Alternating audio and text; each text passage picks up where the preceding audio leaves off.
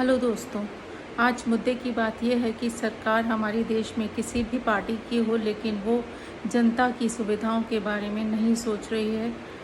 हर जगह टैक्स बढ़ते जा रहे हैं। जहाँ पे भी थोड़ी सी सुविधा जनता को होती है वहीं पे बंद कर दी जाती है। अभी दिल्ली में ये डिसीजन लिया गया है कि 62 लाख गाड़ियों को सड़क से हटा दिया जाए। तो आपको क्या लगता है कि वो 62 लाख लोग बंद होते ही एक नया वाहन खरीद पाएंगे? और अगर नहीं खरीद पाएंगे तो वाहन ना होने की वजह से आप ये सोचिए कि उनकी ज़िंदगी पे क्या असर पड़ेगा। ये उनके रोज़गार को भी असर डाल सकते हैं, उनका रोज़गार खतरे में हो सकता है। जहाँ पे अभी रोज़गार की समस्या चल रही है इतने देश में, उस समय पे ऐसी नियम या कानून लाना क्या ठीक है? मुझे तो ऐसा कुछ नहीं लगता है कि सरकार को ऐसा कुछ करना चाहिए। जब आपको लग रहा है कि अभी हमारे पास इतना रोज़गार नहीं है, ना हम जनता को सुविधाएं दे सकते हैं, तो ऐसी स्थिति में बिजली के बिलों को बढ़ाना, उनके ऊपर और महंगाई बढ़ा देना, जो कि अभी उनके लिए संभव नहीं हो पा रहा है घर चलाना।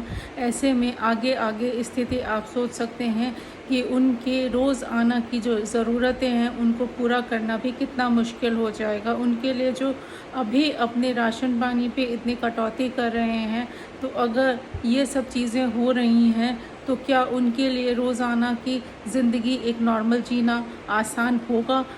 ये बहुत ही मुश्किल काम है। और अगर हम सरकार इसी के लिए चुनते हैं तो आपको क्या लगता है कि हमें सरकार की ज़रूरत है? अगर सरकार इसलिए है कि वो आम जनता की परेशानियां बढ़ाएं बजाय उन्हें कम करने के लिए, जबकि लोकतंत्र में कहा जाता है जनता का, जनता के द्वारा और जनता के लिए। एक तरफ हम कहते हैं कि भारत की जो इकोनॉमी है वो 5 ट्रिलियन हो जाएगी, तो उस 5 ट्रिलियन इकोनॉमी का फ़ायदा आप बताइए किसको होने वाला है? जबकि जनता दिन पर दिन छोटी छोटी चीज़ों को, छोटी छोटी ज़रूरतों को पूरा करने के लिए स्ट्रगल कर रही है। एक तरफ टू व्हीलर वाले लोगों को के ऊपर भी टोल टैक्स लगाने की बात हो रही है, बिजली के बिल बढ़ाने की बात हो रही है।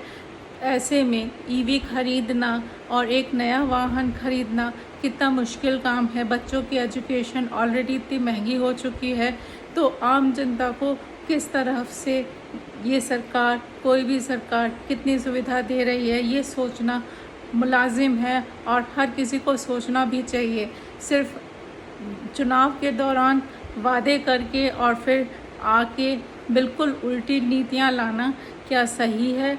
आप सोचिए कि अगली बार किसको वोट देना है। और ऐसा कुछ होना चाहिए कि अगर कोई भी पार्टी अपने नियमों या अपने किए गए वादों से मुकरती है तो उसे सत्ता में रहने का अधिकार है, या सिर्फ चुनाव जीतने के लिए ही आपसे वादे करती है और उसके बाद भूल जाती है।